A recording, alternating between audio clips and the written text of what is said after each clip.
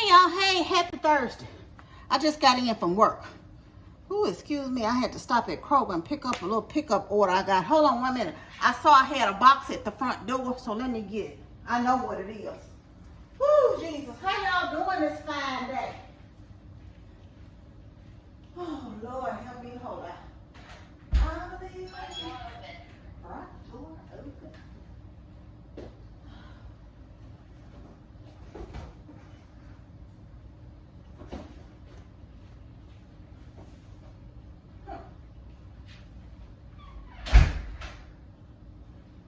Look, I'm all over my neighbor's yard, all being all nosy.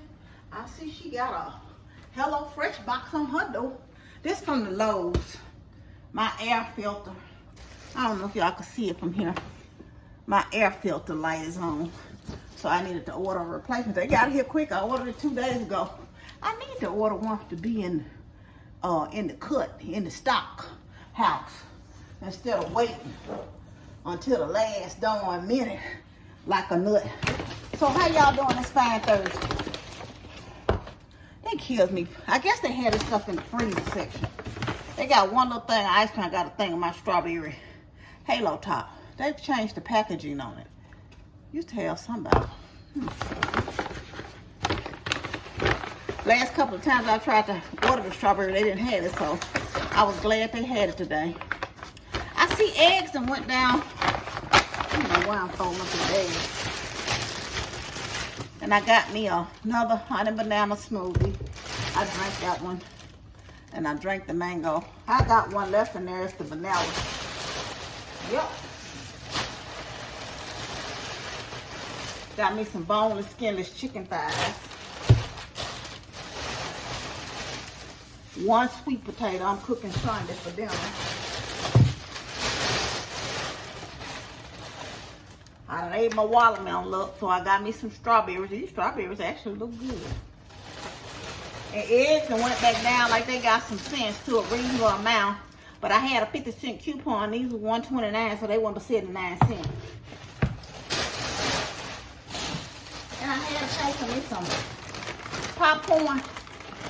So I got some bone chuck-a-pop light kettle corn. I got a banana because I'm making me some little banana please, I think. And I told you I was looking at this the other day. The package, someone said it was pretty good. The red beans and rice, so I just went on and ordered it. Have y'all had this? As y'all can see, I ain't really getting none of this stuff. They could have put all this stuff really in one bag, to be honest with you, child. All these bags don't make no sense, but okay. All right, whatever. So how y'all doing today? What's going on? Did you go into the office today? I went in the office today. For some reason, y'all started storming when on my way home, right? And I put that down there. What did I do? Child, my ice cream would have been melted. I done set it on the door like a nut. Not in the freezer. On the door of the refrigerator. Jesus, take the wheel. Jesus, take the wheel. Let me put these eggs up.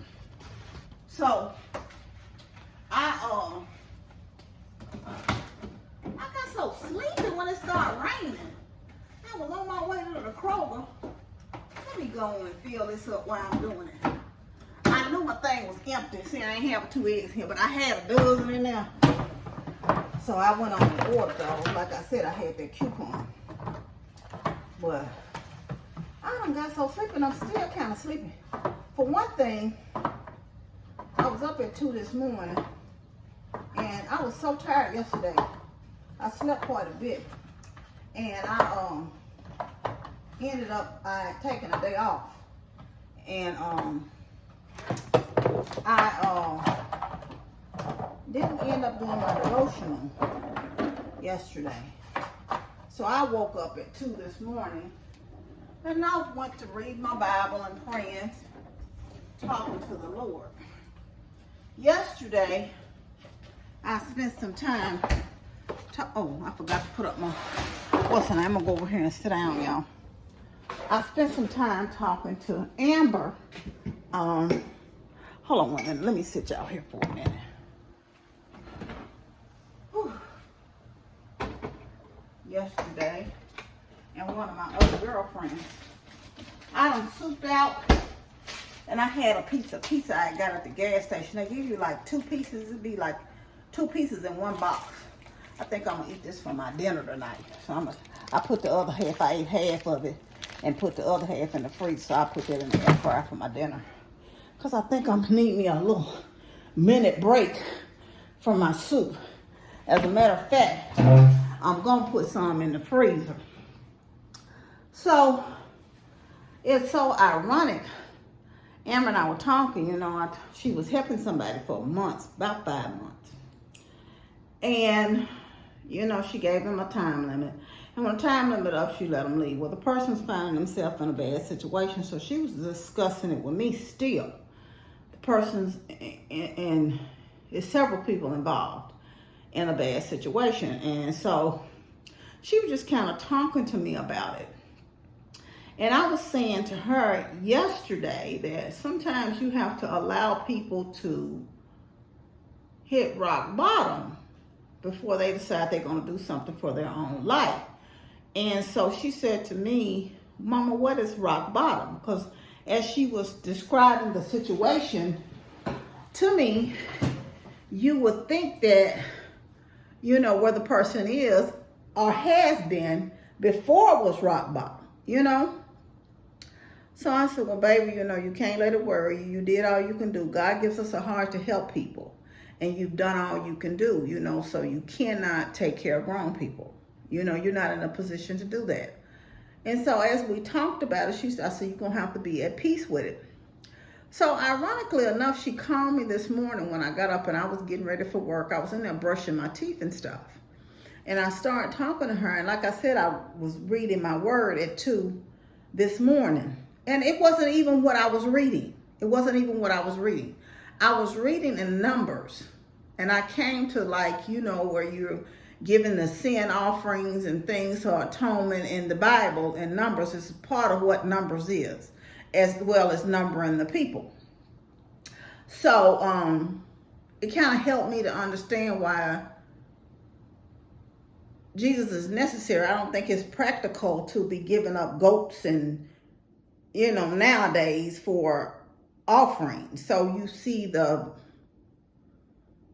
you kind of understand when you go back and read the Old Testament, you know, why God sent his son, you know, to save us, and he paid it all. He paid the cost. So we no longer, yes, we ask for forgiveness, but we no longer have to present. Well, I digress. We're not even talking about that. But that's what I was reading. So then I went on to read my devotionals. I just went on and did them this morning. I think I read like 4 devotionals two out of both of my devotional books. And if you haven't got my devotional books, you need to buy them because you will be blessed by them. The links are always below. But anyway, again, I got off subject all again. So after I got through reading and I was praying about it, you know, and it came to me, the scripture about, you know, the man by the well was just laying there talking about no one will help him. And Jesus said to him, take up your bed and walk. And that came to me. And so as I was talking to Amber this morning, I stopped her before she got into a long conversation with me. And I was just saying, baby, you know, she was getting ready to go to work too. And I said, you know, it came to me that this person gonna have to trust God, and we are instructed to help and love on one another. But at some point, you know, you have to let this person just go and let God handle it and let them deal with God themselves, because you cannot continually help people and let them drain you if they are capable. It's one thing when you're not capable, but when you're capable and you choose not to do anything, and everything somebody offers you as an advice or a way out or the way to do better or do something to move yourself forward, you find a reason why you can't do it or don't want to do it. So you're choosing not to do better for yourself, right? So I said, this person is going to have to go with their hand in God, and they're going to have to trust God.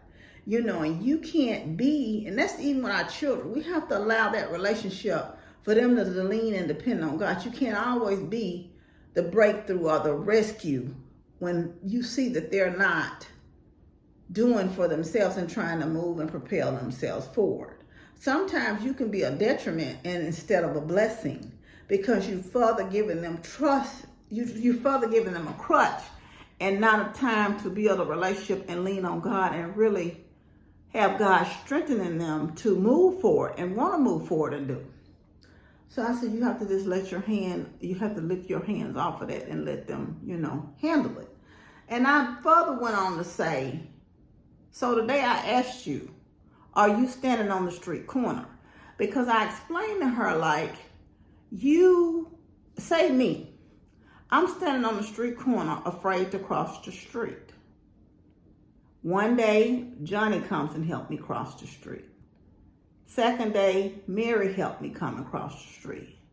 Third day is you, Amber. Amber, you helped me the third day. You helped me the fourth day. You helped me the fifth day. But I won't leave the corner unless you usher me across the street, right? Right.